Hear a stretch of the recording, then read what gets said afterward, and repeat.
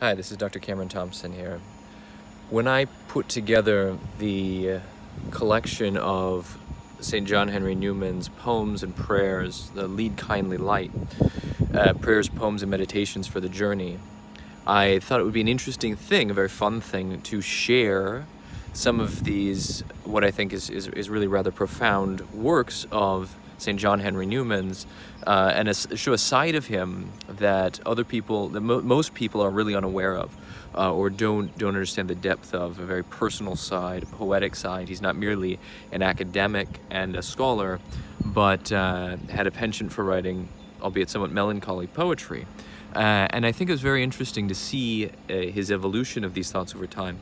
And then so I thought I wanted to share this with the world. And so that's when I put together the first volume last fall, just in time for the canonization in October. What I didn't anticipate was, in the process of doing that, reading through his poems and his meditations, particularly his earlier works, as he's on this journey at sea, which is in this first volume, where all the prayers in the first volume here come from, all the poems and prayers come from his early period, and he's making this journey by sea to the Mediterranean to try and visit Italy, and it's really impacted me in significant ways, reading that. He's on this journey and he's not sure where he's going, and there's various setbacks that happen along the way and all that, but he really explores the experience of an individual, of his own individual experience, which is applicable to so many of us, and again began to see how sort of this journey into the unknown, as he's writing about it, is something that is perhaps very common for a lot of us. Maybe not many of us, but I know for myself at least, and some other people, friends that I've talked with and have shared things. We know that this is part of our experience, and I think he can touch us in really profound ways by being able to connect with St. John Henry Newman through these meditations.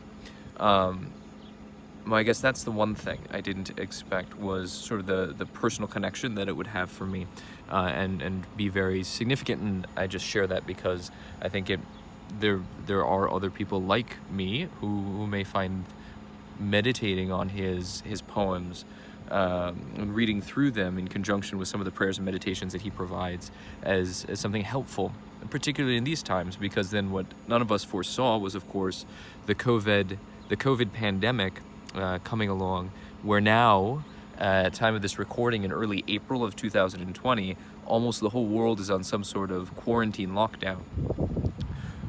And of course, many of us find ourselves isolated from others, and a number of people find themselves as individuals who live alone, isolated entirely from other people in some significant ways, and that begins to wear on us. And I think an interesting thing to point out is that during this period of journey for John Henry Newman, when he's writing these poems and meditations, he spent a significant amount of time himself in quarantine when he arrived at the island of Malta, which was a profound moment for him, because it was, as he said, the first time he set foot on apostolic lands, right? Because a place where the apostles walked, St. Paul the Apostle landed on Malta, and here John Henry Newman is landing in a spiritual way. It should have had a profound significance for him at the time. And when he got there, though, he was put into quarantine, which was an awful experience. He hated it. Unfortunately, he hated Malta for that reason, or his time in Malta at that point in time, because of this awful quarantine experience. And one of the things he wrote, and this is just before Easter, he wrote a meditation, a poem. It was just before Christmas that he arrived. Right now it's right before Easter. We're just about to enter into Holy Week on the Western calendar here, this coming week.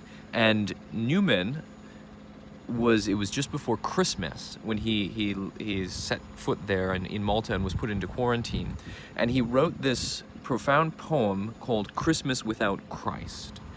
And he was an Anglican clergyman at this time, so it's not like he was in and of himself deprived of being able to participate in the Mass or in the liturgy, according to his Anglican way of doing things, but that rather, because of his almost jadedness at being put into quarantine and the sort of unpleasant experience of that, he just simply, his journal entry for that day simply mentions Christmas Day, no prayers.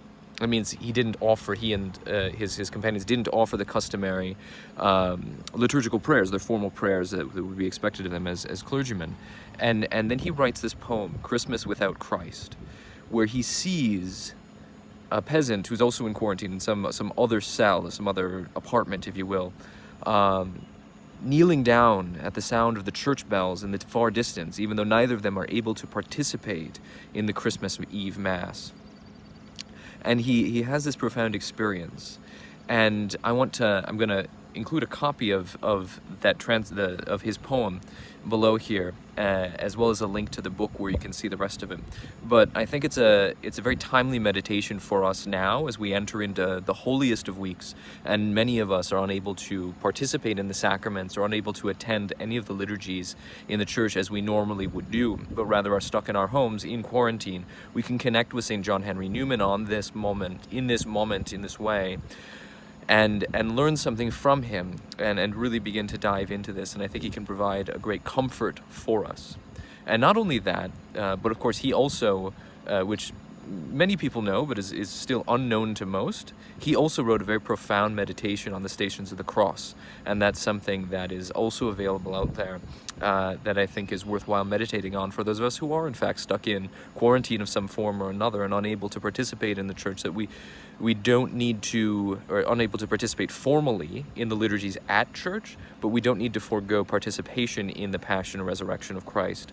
And so Newman has given us this great gift, both of his own experience that we can connect with at a profound level, and also the Stations of the Cross that we can join him in and receive from him in praying in union with Christ and the whole people of God throughout the world, even though we cannot be physically present together. And so here that is to share with you. I invite you to join me in this holiest of weeks, and join me in joining St. John Henry Newman in this. May God bless you all.